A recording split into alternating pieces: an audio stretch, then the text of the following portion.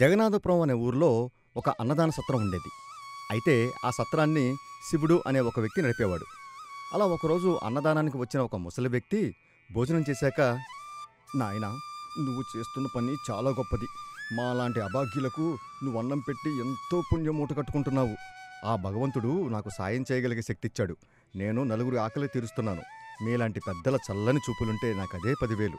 నాయనా, ఏమీ అనుకోకపోతే నాదొక చిన్న విన్నపం వింటావా?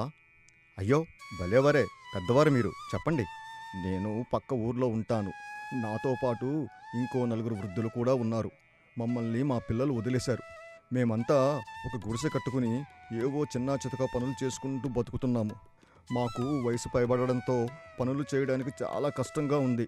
కాస్త నువ్వు మంచి మనసు చేసుకుని మాకు భోజనం పెట్టగలవా? అయ్యో పెద్దాయనా, నేను ఈ సత్రాన్ని పెట్టిందే మీలాంటి వారి కోసం. ఇక మీరు ఏం దిగులు పడకండి. నేనే రోజు మీ ఊరికి వచ్చి మీకు భోజనం పెడతాను. మీరు సంతోషంగా వెళ్ళిరండి అని చెప్పి ముసలి వ్యక్తిని పంపించాడు.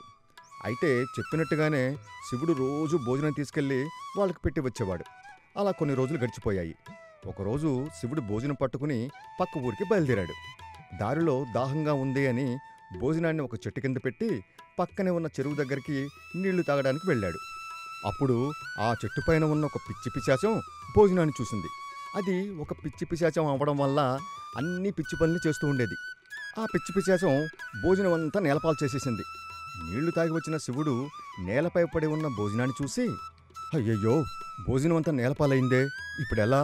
ఆ వృద్ధులు ఈ భోజనం కోసం ఎదురు చూస్తూ ఉంటారే అని బాధపడుతూ మళ్ళీ వెళ్ళి భోజనం చేసుకుని వచ్చాడు. మళ్ళీ భోజనం చేసుకుని పక్క ఊరికి బయలుదేరేసరికి చీకటి పడిపోయింది. ఆ చీకట్లో నడుచుకుంటూ వెళ్తున్న శివుడికి ఏవో వింత వింత అరుపులు వినిపించాయి. ఇంతలో ఆ పిచ్చి పిశాచం మళ్ళీ వచ్చింది. ఈసారి శివుడి ముందు గాల్లో తేలుతూ, ఆ సంచిలో ఏముంది? భోజనం. బల్లే బల్లే, మధ్యాహ్నం నువ్వు తెచ్చిన భోజనం కూడా చాలా రుచిగా ఉంది. ఇప్పుడు కూడా ఎలా ఉందో రుచి చూపిస్తావా? అంటే మధ్యాహ్నం నా భోజనం నేలపాలు చేసింది నువ్వేనా? నేనే ఇప్పుడు కూడా తినేస్తా అంటూ శివుడి చుట్టూ గాల్లో ఎగురుతూ ఉంది. వద్దు వద్దు, ఈ భోజనం పక్క ఊర్లో ఉన్న వృద్ధులకు. నీకు కావాలంటే మళ్ళీ చేసుకొస్తాను. ఇప్పుడు నన్ను వదిలిపెట్టు. అయినా కూడా పిచ్చి పిచ్చాసం వినకుండా శివుణ్ణి గాల్లోకి లేపి అటు ఇటు ఊపేసింది. కాపాడండి, కాపాడండి, ఈ పిచ్చి పిశాచం నన్ను చంపేస్తుంది, ఎవరైనా కాపాడండి. పిశాచం పిచ్చిగా అరుస్తూ శివుణ్ణి గాల్లో తల్ల కిందగా వేలాడదీస్తూ పిచ్చి ఆనందం పొందుతుంది. ఆ భోజనం అంతా నేలపాలు చేసింది పిశాచం.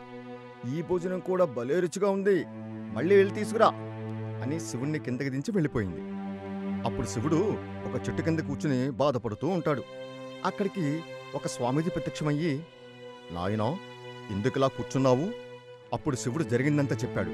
అది విన్న స్వామీజీ ఒక పళ్ళెం శివుడి చేతిలో పెట్టి, ఇదిగో, ఈ పళ్ళెం ముందు కూర్చుని ఏ భోజనం కావాలన్నా, ఎంత కావాలన్నా మనసులో అనుకుంటే అది వెంటనే వచ్చేస్తుంది అని చెప్పి మాయమైపోయాడు.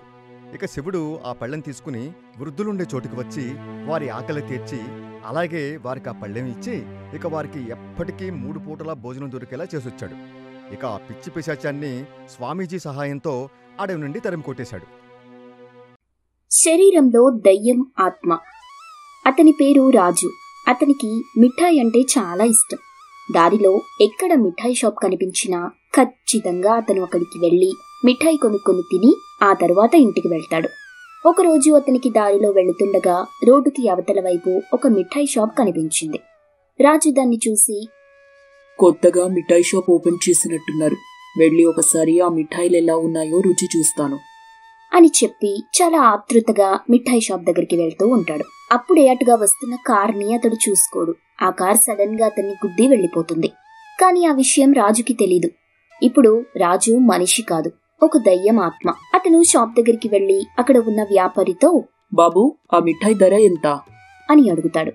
కానీ షాప్ అతను ఏం మాట్లాడాడు, ఎందుకంటే అతను ఎవరికీ కనిపించడు కాబట్టి.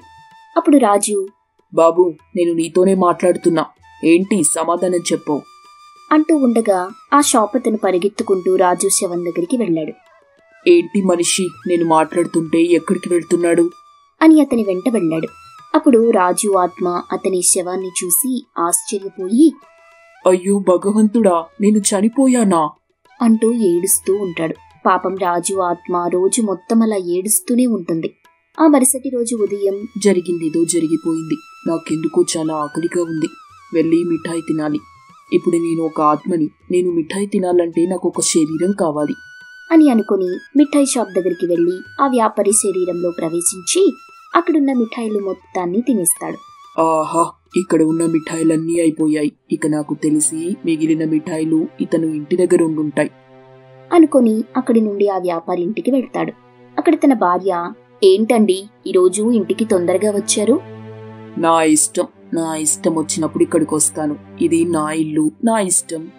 అది సరేగాని మిఠాయిలు ఎక్కడ పెట్టావు అని కోపంగా అడుగుతాడు.